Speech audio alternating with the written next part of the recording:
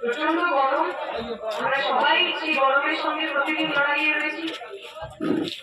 অনেকে বলছেন যারা আবহাওয়াবিদ যে সকালবেলা মানুষ ঘর থেকে বেরোবে, কারণ এত লু, এত তাপমাত্রা, এত উষ্ণতা, এটা আমাদের শরীরের জন্য খুব খারাপ হতে পারে। কিন্তু ধরুন যে লোকরা, যার একটা ক্ষেত আছে, যিনি ক্ষেত মজুর, যিনি খেতে কাজ করে, তিনি কি চাইতে পারবেন একটা দিন ঘরে শুয়ে বসে থাকতে? দিন কি চাইলেই পারবেন যে আমার মন ভালো লাগবে না, আমার শরীর ভালো লাগবে না, আমি খেতে যাবো? অথবা যে লোকটা বাজারে গিয়ে সবজি বিক্রি করে, তিনি কি চাইলেই পারবেন যে আজকে প্রচন্ড বৃষ্টি, আজকে প্রচন্ড রোদ্দুর, আজকে আমার ইচ্ছা করছে না, তাই আমি আজকে কোথাও যাবো না? চাইলে পারবেন? যে মানুষটা সকালবেলা টোটো নিয়ে বেরোন, রিক্সা নিয়ে বেরোন, ওই টোটো রিক্সা করে সারাদিন চালানোর পর এই গরমের মধ্যে 40-44 ডিগ্রি তাপমাত্রায় দুপুরবেলা চালানোর পর রাত্রিবেলা যখন বাড়ি ফেরেন, যেটুকু টাকা নিয়ে আসেন সেইটুকু দিয়েই ঘর চলে। সেই মানুষটা চাইলেই তো, ইচ্ছা করলেই তো একদিনের জন্য ছুটি নিতে পারবেন না। আমরা এমন একটা সমাজ ব্যবস্থায় বসবাস করি যেখানে কিছু মানুষ, যে মানুষ গরিব মানুষ, শ্রমজীবী মানুষ, আমাদের মতো সাধারণ মানুষ, আমাদের দুঃখ হোক, কষ্ট হোক, রোগ হোক, গরম হোক, শরীর খারাপ হোক, আমাদের বাধ্য হয়ে রাস্তায় বেরোতে হয়, কারণ আমরা দিনানি বিজ্ঞানী মানুষ। আমরা যদি একদিন কাজ না করি আমাদের পেটে ভাত হবে না, আমার বাচ্চাগুলো খিদে পেটে রাত্রিবেলা ঘুমাতে যাবে। আমরা বলছি আমরা যারা রাজনৈতিক রাজনীতি করি, এই ব্যবস্থাটাকে বদলাতে হবে না। আমিও মানুষ, আপনিও মানুষ। এই গরমে রোদ্দুরে যখন বাকিরা বেরোবেন না, আমাকে বেরোতে হবেই কেন? আমরা বলছি আপনারা যদি আমাদের আশীর্বাদ করেন, আমাদের নির্বাচিত করে পার্লামেন্টের মধ্যে পাঠান, আমরা একটা আইন তৈরি করবো, নিয়ম তৈরি করবো, যেন প্রত্যেক মানুষের, সেই মানুষ সংগঠিত ক্ষেত্রে কাজ করুন, অসংগঠিত ক্ষেত্রে কাজ করুন, তার যেন কিছু পেনশন, তার যেন কিছু সামাজিক সুরক্ষা, তার যেন কিছু দুর্ঘটনাজনিত কারণে কোনো বিপত্তি হলে তার দায়িত্ব সরকার নেয়, তার দায়িত্ব রাষ্ট্র নেয়। আমরা তার এই যে শ্রম আইন, যে লেবার কোড 2019 সালে কেন্দ্রের সরকার যা বদলে দিয়েছে, সেই লেবার কোড শ্রম আইন বলছে সেই আইনের ভিত্তিতে 8 ঘন্টা আমরা যে কাজ করতে পারতাম, 8 ঘন্টা কাজ করার অধিকার, 8 ঘন্টার চেয়ে 1 ঘন্টা বেশি কাজ করলে ওভার টাইম পাওয়ার যে অধিকার, সেই অধিকারটা পর্যন্ত ওরা কেড়ে নেবে। বিজেপি সরকার, যে বিজেপি সরকার গরিব মানুষের ভোটে জেতে, সেই গরিব মানুষের ভোটে জেতা বিজেপি সরকার 8 ঘন্টা কাজের অধিকার আবার আপনার কাছ থেকে কেড়ে নিতে চায়। আমরা বলছি যদি আপনারা আমাদের আশীর্বাদ করেন, আমরা পার্লামেন্টের মধ্যে গিয়ে শ্রমিক শ্রেণী, আমার মতো, আমাদের মতো হাজার হাজার মানুষের জন্য আমরা আবার উঠাবো। আমি শ্রমিক পরিবারের, আমার বাবা কারখানায় কাজ করছে। আমি ছোটবেলায় দেখতাম একটা শালিমার ওয়ার্ড বলে কারখানা ছিল, সেই কারখানাটা আমরা পেয়েছি, মানে রাজ্য সরকার সেটাকে অধিগ্রহণ করেছে। ওর যে আসল মালিক ছিল বন্ধ করে দিতে চেয়েছিল কারখানাটা, রাজ্য সরকার অধিগ্রহণ করেছে, যাতে কারখানাটা চললে ওই শ্রমিকগুলো বেকার না হয়ে যায়। আমি শুনলাম প্রতি 5 মিনিট 10 মিনিট, প্রতি 5 দিন 10 দিন পর বাবা আসতেন বাড়িতে এবং এসে বলতেন যে আজকে হয়তো কারখানাটা লক আউট হয়ে যাবে, আজকে হয়তো কারখানাটা বন্ধ হয়ে যাবে। আমি অবাক ভাবতাম কেন বন্ধ হয়? বাবা রোজ ঘুরতেন কোথায় আমাদের কতটা টাকা জমানো আছে, আর কতদিন কারখানাটা চললে আমার মেয়েটা মাধ্যমিক পাস করবে, উচ্চ মাধ্যমিক পাস করবে, গ্রাজুয়েশনটা পাস করতে পারবে কি পারবে। আমি শুনতাম ওই কারখানাগুলো প্রতিদিন বন্ধ হয়ে যাওয়ার মুখোমুখি দাঁড়িয়ে থাকা সত্ত্বেও বন্ধ হয়নি, কারণ তখন একটা লাল ঝান্ডার বন্ধু সরকার ছিল। যে লাল ঝান্ডার বন্ধু সরকার শ্রমিকের স্বার্থের জন্য নিজে থেকে পয়সা দিয়েছে, দিনের পর দিন ওই কারখানাকে চালিয়েছে, মানুষের মাইনে দিয়েছে, পিএফ দিয়েছে, গ্র্যাচুইটি দিয়েছে, পেনশন দিয়েছে, কিন্তু কারখানাটা বন্ধ করতে দেয়নি, যাতে সাধারণ মানুষ, খেতে খাওয়া মানুষ, আমার পরিবারের মানুষ, আমার বাবা, আমার জ্যাঠা, আমার কাকারা, তারা আরো অনেক কটা দিন আমাদের পড়াশোনা করাতে পারে। আজকে পশ্চিমবঙ্গের মমতা ব্যানার্জির সরকার কি করছে আপনারা জানেন? শ্রীরামপুরের মধ্যে হিন্দ মন্ডল বলে একটা কারখানা, সেই হিন্দ মন্ডল কারখানা আমাদের সময় পর্যন্ত চলছিল, নানা ধরনের সমস্যা ছিল, জটিলতা ছিল, কিন্তু চলছিল। যখন মমতা ব্যানার্জির সরকারে এলেন 2011 সালে, পূর্ণেন্দু মন্ত্রী, শিল্পমন্ত্রী, ওই পূর্ণেন্দু মন্ত্রীর হাত ধরে হিন্দ মন্ডল কারখানাটা বন্ধ হয়ে গেল। কত মানুষ হিন্দ মন্ডলে কাজ করছে, হিন্দ মন্ডল কারখানার আশেপাশে কত ছোট ছোট দোকান করে রেখেছিল, যেখানে মানুষ নিজের মতো করে অর্থ উপার্জন করতে পারে। আমরা বলছি কেন্দ্রীয় সরকার অথবা রাজ্যের সরকার, বিজেপি অথবা তৃণমূল, তারা যদি আপনি গরিব মানুষ হন, খেটে খাওয়া মানুষ হন, আপনার জন্য কিছু ভাববে না। नरेंद्र मोदी आपका कैसे बोलते कि हिंदू खतरे में है, हिंदू खतरे में है, इसलिए भाजपा को वोट करो, बहुत अच्छी बात है, पर हिंदू किसके खतरे में है? नरेंद्र मोदी बोले বিগত 9.5 বছরে 1,44,000 কৃষক আত্মহত্যা করেছে। 1,44,000। আমি যদি মিথ্যে কথা বলি একটু গুগল করুন, সার্চ করুন, আমি যদি মিথ্যে কথা বলি আপনারা এখানে দাঁড়িয়ে বলুন। এই যে 1,44,000 কৃষক আত্মহত্যা করলো, কেন আত্মহত্যা করলো? মনে দুঃখে আত্মহত্যা করেছে, বউ ছেড়ে চলে গেছে বলে আত্মহত্যা করেছে, বান্ধবী ছেড়ে চলে গেছে বলে আত্মহত্যা করেছে না। আপনারা জানেন এই মুহূর্তে দাঁড়িয়ে কাউকে যদি কৃষিকাজ করতে হয় কত কঠিন হয়ে গেছে সেটা। বীজের দাম বেড়ে গেছে, বীজের ভর্তুকি কেন্দ্রের সরকার তুলে দিয়েছে।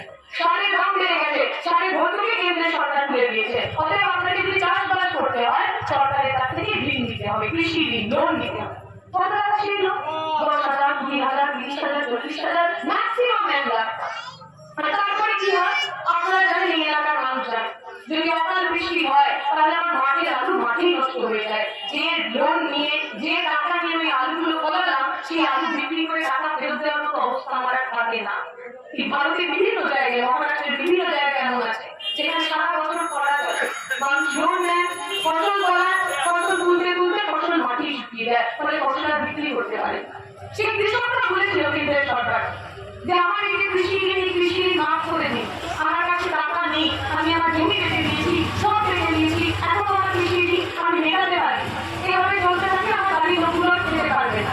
এখানে যে বাবারা বসে আছেন তারা বুঝতে পারবে, যখন একজন বাবা সারাদিন কাজ করার পর বাড়িতে ফেরে এবং বাড়িতে এসে দেখেন তার কাছে 1 টাকাও পকেটে নেই, তার ছোট্ট ছেলেটা ছোট্ট মেয়েরা বাবার মুখের দিকে তাকিয়ে থাকে পেটে খিদে নিয়ে, ওই বাবার যে যন্ত্রণা, ওই বাবার যে কষ্ট, ওই যন্ত্রণা, ওই কষ্ট আত্মহত্যা করতে বাধ্য। নরেন্দ্র মোদীরা চাইলে পারতেন না? নরেন্দ্র মোদীরা বলেন তো হিন্দুকে বাঁচাতে হবে, হিন্দুদের বাঁচাতে হবে। আচ্ছা আমাদের কিন্তু হিন্দু সংখ্যাগরিষ্ঠের দেশ, মানে আমার দেশের 70% মানুষ হিন্দু, তাহলে 1,44,000 কৃষক যারা মরে গেল তার মধ্যেও 70% মানুষ হিন্দু, মানে অন্তত 80,000 মানুষ হিন্দু মানুষ যারা মরে গেল, যারা আত্মহত্যা করতে বাধ্য হলো। তাহলে যে মানুষ हिंदू पक्ष में है, हिंदू को बचाना है, इसलिए हमें वोट करिए, ये बात कहते हैं। क्यों नहीं कहते वो 80,000 किसानों के बारे में, वो हिंदू किसानों के बारे में? 80,000 হিন্দু কৃষক মরে গেলে তাহলে কেন বিজেপি কথা বলে না? গরিব মানুষ হলে, কৃষক মানুষ হলে সেই হিন্দু মানুষের জীবনের দাম নেই, সেই হিন্দু মানুষের জীবনের মূল্য নেই। দেখেছেন তো আপনারা যখন লকডাউন হলো মানুষ পায়ে হেঁটে বাড়ি ফিরছিল, মুম্বাই থেকে, বোম্বে থেকে, দিল্লি থেকে হাজার হাজার মানুষ, সেই হাজার হাজার মানুষের মধ্যে হিন্দু মানুষ ছিল না। কেন ওদের পায়ে হেঁটে বাড়ি ফিরতে হলো? কেন গর্ভবতী মা রাস্তায় বাচ্চা জন্ম দিয়ে রাস্তাতেই মরে গেল? কেন? কারণ আমার কেন্দ্রীয় সরকার এমন ভাবে লকডাউন পরিকল্পনা করেছিল, একদিনের নোটিশ দেয়নি। ওই দূর দেশ থেকে গাড়ি আসবে তার কোনো সুযোগ আছে, ট্রেন বন্ধ করে দিয়েছে, বাস বন্ধ করে দিয়েছে। কি করবে গরিব মানুষগুলো?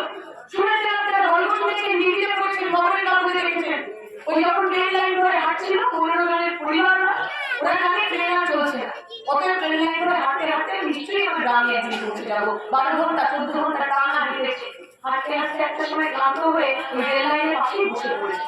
তখন চোখ লেগে গেছে, বুঝতে পারে একটা মাল গাড়ি ছুটে এসে 15 জন মানুষকে কেটে কুচি কুচি করে চলে গেছিল।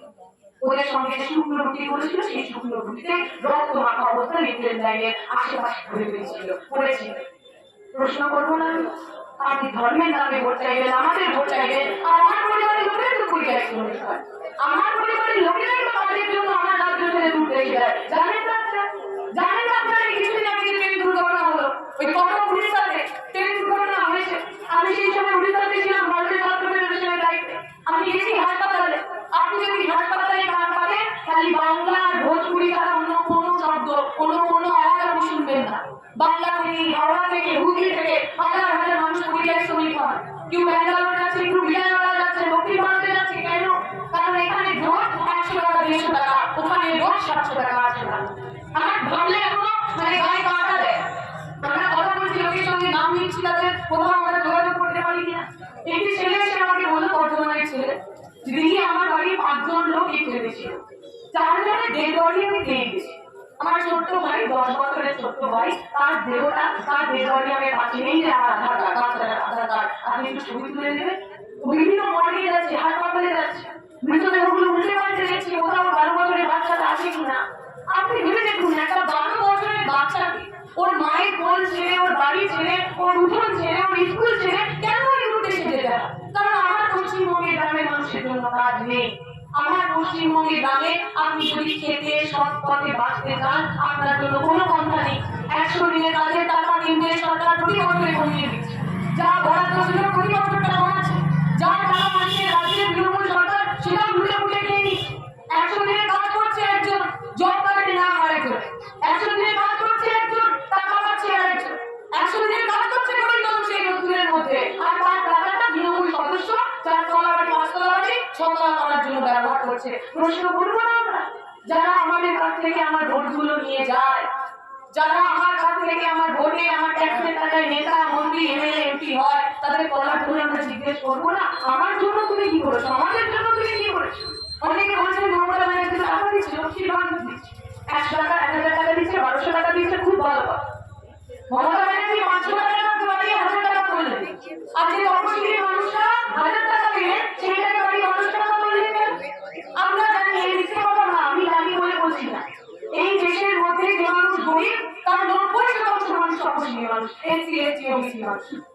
তাহলে যে মানুষের দরকার বেশি, যে মহিলার দরকার বেশি, সেই মহিলার টাকা আপনি 1000 থেকে 1200 করলেন।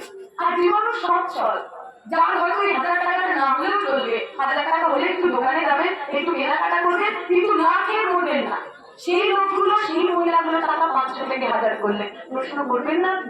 প্রশ্ন করবেন না কি 1000 টাকা দিচ্ছে 1200 টাকা দিচ্ছে কোথা থেকে দিচ্ছেন? পকেট থেকে দিচ্ছে।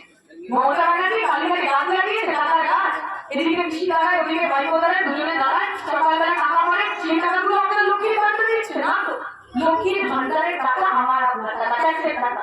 আপনি জানবেন ওখানে 5 টাকা বিস্কুট কিনে দেবেন পার্লেজি, ওই পার্লেজি বিস্কুট থেকে ট্যাক্স দেয় রাজ্য সরকারের কাছে, কেন্দ্র সরকারের কাছে, ওই ট্যাক্সের টাকা আপনাকে দিচ্ছে। আপনাদের বাড়িতে যে লোকগুলো চাকরি করে, সেই চাকরিওয়ালা লোকগুলো টাকা থেকে যায় ট্যাক্সের টাকা, সেই ট্যাক্সের টাকা থেকে আপনাকে লক্ষ্মীর ভান্ডার দিচ্ছে। দিন লক্ষ্মীর ভান্ডার, আমাদের কোনো অসুবিধা নেই, 1000 টাকা 2000 টাকা 4000 টাকা দিই, কিন্তু খালি লক্ষ্মীর ভান্ডার দিলেই হবে? আমার কাটলিক গুলো, আমার সরস্বতী গুলো, আমার গণেশ গুলো যারা স্কুলে যাচ্ছে, কলেজে যাচ্ছে, তারপরে চাকরি পাচ্ছে না, তাদের কথা কে বলবে? আমার বাড়ির ছেলেটা মেয়েটা স্কুলে পড়াচ্ছেন আপনি, আপনি লোকের বাড়িতে কাজ করেন যাতে আপনার মেয়েটা ভালো টিউশন নিতে যেতে পারে, ভালো কলেজ যেতে পারে, ও পড়াশোনা করার পর করবে, কি আছে ওর জন্য? পশ্চিমবঙ্গে কোনো একটা সরকারি চাকরি কত দিতে হয়নি, দেখি তো আমরা 26,000 ছেলে মেয়ে চাকরি গেল, 26,000 যদি তাদের বাড়িতে নিতে পারে লোক থাকে, কতগুলো লোকের অসুবিধা হলো বলুন? কেন 26,000 লোকের চাকরি দেবে? কারণ মমতা ব্যানার্জির কাছে গিয়েছিল বোর্ড, বলেছিল আপনারা সব পরীক্ষার খাতা আমাকে দিন, পরীক্ষার খাতা আমি আরেকবার চেক করবো, দেখবো কারা সাদা খাতায় নাম্বার পেয়েছে, কারা পুরো খাতায় নাম্বার পেয়েছে। যারা সাদা খাতায় নাম্বার পেয়েছে তারা অযোগ্য, তাদের চাকরি হবে, আর যারা ভালো পরীক্ষা দিয়ে ঠিক করে নাম্বার পেয়েছে তাদের চাকরি থাকবে। মমতা ব্যানার্জি বললে আমার কাছে তো খাতাই নেই। ধরা যাক যদি 100 জন পরীক্ষা দিয়ে থাকে, তার মাত্র 30টা খাতা মমতা ব্যানার্জি দিয়েছে, বাকি 70টা গেল বই। ওই বাকি 70টা খাতার কোনো হদিশ নেই। ও রেগে বললো যদি 30টাতেই এত গোলমাল, 30টাতেই এত কারচুপি, যদি 30টাতেই 17 রকমের দুর্নীতি হয়েছে, তাহলে 100টাতে না জানি কত হবে, তাই সবার চাকরি বাকি। কার দায়িত্ব? 26,000 ছেলেমেয়ে চাকরি দেওয়ার দায়িত্ব কার? মমতা ব্যানার্জি। উনি তো বলেন প্রতি নির্বাচনের আগে হাত জোর করে যে আমি কিন্তু সব কেন্দ্রের প্রার্থী, আমাকে দেখে ভোট দেবে। আমি তো আপনাকে দেখতে পার্থ চট্টোপাধ্যায়কে ভোট দিয়েছিলাম, যে পার্থ চট্টোপাধ্যায় চাকরি বিক্রি করে বান্ধবীর খাটের তলায় 50 কোটি টাকা রেখেছে। মানে এই বয়সেও কি ভাতা বান্ধবী রেখেছে, 50 কোটি টাকা বান্ধবীর খাটের তলায়। আমি তো আপনাকে দেখে পার্থ চট্টোপাধ্যায়কে ভোট দিয়েছিলাম। পার্থ চট্টোপাধ্যায় যদি চুরি করে জেল খাটে আমি আপনাকে ভোট না করি। আমি তো আপনাকে দেখে জ্যোতিপ্রিয় মল্লিককে ভোট দিয়েছি। জ্যোতিপ্রিয় মল্লিক রেশনের চাল, রেশনের ডাল যেগুলো আমার আপনার পাওয়ার কথা, সেগুলো বিক্রি করে কোটি হয়েছে। ও যখন জেলে গেছে, আমার আপনার পকেটের টাকা মেরে, আমার আপনার পেটের খাবার মেরে, আমি মমতা ব্যানার্জিকে ধরবো না কেন? আমি তো আপনার মুখ দেখে জ্যোতিপ্রিয় মল্লিককে ভোট দিয়েছিলাম। আমি তো আপনার মুখ দেখে অনুব্রত মণ্ডলকে ভোট দিয়েছিলাম, যে অনুব্রত মণ্ডল তার টিকটক করা মেরে স্কুলের ডিগ্রি বানিয়েছে। আমি তো আপনাকে দেখেই তৃণমূলের অনেক নেতাকে ভোট দিয়েছি, মানিক থেকে শুরু করে আরো ধীরে দৌলত সব যারা জেলের মধ্যে রয়েছে। তাই মমতা ব্যানার্জি আজকে দাঁড়িয়ে বলতে পারেন না যে আমার কোনো দায় নেই। আপনার সব নয়, আপনাকে দায়িত্ব দিতে, আপনাকে দায়িত্ব দিতে হবে শাহজাহান। ওই শেখ শাহজাহান উত্তম শিবু কি করেছিল ওরা? সন্দেশখালীতে মায়াও তো পেত লক্ষ্মীর ভান্ডার, সন্দেশখালীর মায়াও তো 500 টাকা 1000 টাকা পেত, আর আপনি হলো দেখবার সময় পার্টি অফিসে পিছে বানাতে নিয়ে যেত। কি করতে নিয়ে যেত আপনিও জানেন, আমিও জানি। আমার হাতে 1000 টাকা দিলে, হাতে 500 টাকা দিলে আমার ইজ্জত কেনা যায়? হাতে 1000 টাকা দিয়ে, হাতে 500 টাকা দিয়ে রাত্রিবেলা দেড়টার সময় আমাকে দেখে নিয়ে যায়, আমার সঙ্গে যা খুশি তাই করা যায়। ওই গ্রামের একটা বড় ছিল না যে গিয়ে পুলিশ স্টেশনে কমপ্লেন করতে পারে, অভিযোগ লেখাতে পারে, অভিযোগ করলে বাড়ি থেকে তুলে নিয়ে যাবে, গাড়ি লাগিয়ে দেবে, ওই বাড়ির যে উঠোন বাড়িতে খেয়ে সেই খেতের মধ্যে নোংরা খাবার ঢুকিয়ে দেবে। এই দায়িত্ব মমতা ব্যানার্জিকে নিতে হবে না? আমি তো মমতা ব্যানার্জির মুখ দেখেই শেখ শাহজাহানকে ভোট দিয়েছি। মমতা ব্যানার্জির মুখকে সামনে রেখেই তো শেখ শাহজাহান, উত্তম সরকার, শিবু সরকার আগে এরকম হয়ে উঠেছে। প্রশ্ন করবেন না? আমি আপনাদের কাছে প্রশ্ন রাখবো, আপনাদের কাছে আবেদন করবো। আপনি সিপিএম এর সমর্থক হন, তৃণমূলের সমর্থন হন, বিজেপির সমর্থক, আপনার ইজ্জত, আপনার মান সম্মান তার চেয়ে বড় তো আর কিচ্ছু হয় না। যে লোকগুলো ভাবে শুধুমাত্র হাতে টাকা দিয়ে আপনার ইজ্জত ফেলে দেওয়া যায়, তাদেরকে একবারের জন্য হলেও জবাব দিন। যে মানুষগুলো মনে করে শুধু হাতে 500 টাকা 1000 টাকা দিয়ে ছেলেমেয়েগুলোর জীবন, ছেলেমেয়েগুলোর ভবিষ্যৎ, ছেলেমেয়েগুলোর পুরো জীবনটা নষ্ট করে দেওয়া যায়, তাদের একবার হলেও একটু জবাব দিন। যে এলাকার এমপি কল্যাণ ব্যানার্জি নির্বাচনে জেতার পর আপনার গ্রামের একবারের জন্য হাত লাগতে এলো না, আপনি একবার জবাব দিন। কল্যাণ ব্যানার্জি বলছেন যে আমি 1 লাখ ভোটে জিতবো, 2 লাখ ভোটে জিতবো, 1.5 লাখ ভোটে জিতবো। আমরা বলছি 1.5 লাখ 2 লাখ ভোটে আপনি আগের বারে যখন জিতেছেন ছাপ্পা মেরে জিতেছেন। যদি আপনার এত কনফিডেন্স থাকে, নিজের কাজের উপর এত ভরসা থাকে, তাহলে এবারে নির্বাচনকে সাধারণ মানুষকে ভোট দিতে দিন। আমি কথা দিয়ে যেতে পারি, যদি সাধারণ মানুষ ভোট দেয়, কল্যাণ ব্যানার্জি 1 লাখ ভোটে হারবে। কেউ ওকে জেতাতে পারবে না। সমস্ত প্রশাসনের কথা আমার মা, বোন, ভাই, বন্ধুরা ওই দলের কথা লিখে নেবেন। আমরা বলছি কল্যাণ ব্যানার্জি গতকাল ওনার উত্তরপাড়া তিনি এমএলএ, সেই এমএলএ গাড়ি থেকে নামিয়ে দিয়েছে। কাঞ্চনবাবু 4টে বিয়ে, 5টা বিয়ে, 6টা বিয়ে, তাতে আমার কিছু যায় আসে না, ওনার ইচ্ছা উনি বিয়ে করুন। কিন্তু কথা উনি তো এমএলএ, যে ব্যক্তি এমএলএ কে গাড়ি থেকে নামিয়ে দেয়, আমরা বলছি যদি মানুষ ঠিকভাবে ভোট দিতে পারেন, উনি আজকে এমএলএ কে গাড়ি থেকে নামিয়েছেন, কালকে সাধারণ মানুষ ওনাকে ওনার সিংহাসন থেকে টেনে হিঁচড়ে নামিয়ে দেবে। এমন এমপি আমাদের চাই না যে এমপি আমার হয়ে কাজ করে না, এমন সাংসদ আমার চাই না যে সাংসদ আমার হয়ে পার্লামেন্টের ভিতর আমাদের হয়ে প্রশ্ন করে না, আমাদের কথা বলে না। আমি আমার কথা দীর্ঘায়িত করবো, শুধু এটুকুই বলি, যে মানুষ মনে করছেন তৃণমূলকে টাইট দেওয়ার জন্য একটু বিজেপিকে ভরসা করতে হবে, করছেন অনেকেই করছে। অনেকেই মনে হচ্ছে তৃণমূলকে একটু টাইট দিতে হবে, এখন বিজেপিকে ভোট দিয়ে দেখি না ওরা কেন্দ্রের সরকারে আছে, ওরা কি করে, কি করেছিল। আজ অব্দি বিজেপি কটা তৃণমূলের নেতাকে জেলে ঢুকিয়েছে, আর কটা নেতাকে তৃণমূল থেকে বিজেপিতে ঢুকিয়েছে। এখানে যদি কেউ বিজেপির সমর্থক থাকে আমাকে এসে বলে যান, কতজন নেতা তৃণমূলে আছে, কতজন নেতা বিজেপিতে আছে, কতজন নেতা জেলে আছে। একের পর এক সবচেয়ে খারাপ উদাহরণ হলো অর্জুন সিং। অর্জুন সিং কে ছিলেন? বিজেপির নেতা ছিলেন, এমপি ছিলেন, ভাটপাড়া। একবার ওনাকে টিকিট দেওয়া হলো না, উনি চলে গেলেন তৃণমূলে। সবাই বললেন বিজেপি লোকেরা একটা দরকার লোক আছে, খারাপ লোক আছে, সমস্ত কিছু হয়ে গেল। তারপর আবার যখন এরা তৃণমূলকে টিকিট ছিল না, অর্জুন সিং আবার গুটি গুটি পায়ে শুরু করে বিজেপিতে চলে গেলেন। আচ্ছা, বিজেপির লোকগুলো অর্জুন সিং আটকাতে পারলেন না কেন? বললেন না কেন অর্জুন সিং একটা দরকার? বললেন না কেন অর্জুন সিং আমার পার্টি ছেড়ে গেছে, ওই লোকটাকে আমি আর দেবো না? বলতে পারলেন না কেন অর্জুন সিং তৃণমূলের দালাল, তৃণমূলের চামচা, তাকে আমি আমার পার্টিতে দেবো না? পার্টিতে দিলেন কেন? পার্টিতে নিয়ে আবার তাকে এমপি টিকিট দিলেন কেন? তাহলে বিজেপি আমার সঙ্গে যতই বলুন না কেন, আমি তৃণমূলকে আটকাবো, তৃণমূলকে সহায়তা করবো। কাল যদি আমি বলে গেলাম, কাল যদি মমতা ব্যানার্জি, অভিষেক ব্যানার্জি এসে বিজেপি জয়েন করে, দেখবেন আপনার পাড়ার যে নেতারা বিজেপি সম্পর্কে সবচেয়ে বেশি গর্বিত, সেই মমতা অভিষেকের পাশে দাঁড়িয়ে সেলফি তুলে ফেসবুকে পোস্ট করবে। ওদের কোনো ইমান নেই, ওদের কোনো সম্মান নেই, ওদের কোনো আদর্শ নেই। কিন্তু আমরা যারা রাজনৈতিক রাজনীতি করি, 11 সালের পর থেকে এত আক্রমণের পর, এত মারধরের পর, এত লোভের পরেও আমরা লাল ঝান্ডা ছাড়িনি। কারণ বামপন্থীরা জানে আমাদের মারা যায়, ভোট জ্বালানো যায়, শহীদ করা যায়, কিন্তু আমরা লাল ঝান্ডার সঙ্গে গদ্দারি করতে শিখিনি, লাল ঝান্ডার সঙ্গে ধোকাধারি করতে শিখিনি। মরার সময় থেকে যখন লাল ঝান্ডা কাছে হাতি করার মতো অত সম্মান, অত গর্ব, অত ভালো লাগা আমাদের কোনো কোথাও নেই। তাই আপনারা এই গাছ পক্ষণী তাদের সঙ্গে থাকবে। তৃণমূলের চোর, বিজেপির চোর, তৃণমূলের ডাকাত, বিজেপির ডাকাত, যারা আপনার ছেলে মেয়ে চাকরিগুলো বিক্রি করলো তাদের সঙ্গে থাকবে, যারা আপনার ভালো টাকাগুলোকে প্রতিদিন দলে দলে বিক্রি করে দিচ্ছে তাদের সঙ্গে থাকবেন। নাকি একবার সুযোগ দেবেন আমাদের, একবার একটু ভোট দেবেন, এই একটাই তো হাতিয়ার আপনার কাছে। যারা ভাবছিলেন শ্রীরামপুর এলাকাতে পৈতৃক সম্পত্তি, আমার সম্পত্তি, 15 বছর ধরে কাজ করবো না, তোমরা সপ্তাহ ঠিক আমি নির্বাচনে জিতে যাবো, তাদেরকে একবার ওদের অপরাধ দেখাবেন না, একবার ওদের গুলো দেখাবেন না। আমি আপনাদের কাছে আশা করবো, আমার মা বোনদের কাছে আমি হাত জোর করে বলে যাবো, একটা বার নিজের বাড়ির ছেলেটার মুখের দিকে তাকিয়ে নির্বাচনের দিন বসে বোতাম দিচ্ছে, ভেবে দেখবেন আপনার বাড়ির ছেলেটা মেয়েটা বড় হয়ে কি করবে। তৃণমূলের হয়ে গুন্ডামি করবে, বিজেপির হয়ে গুন্ডামি করবে, নাকি মাথা উঁচু করে সরকারি চাকরি করবে।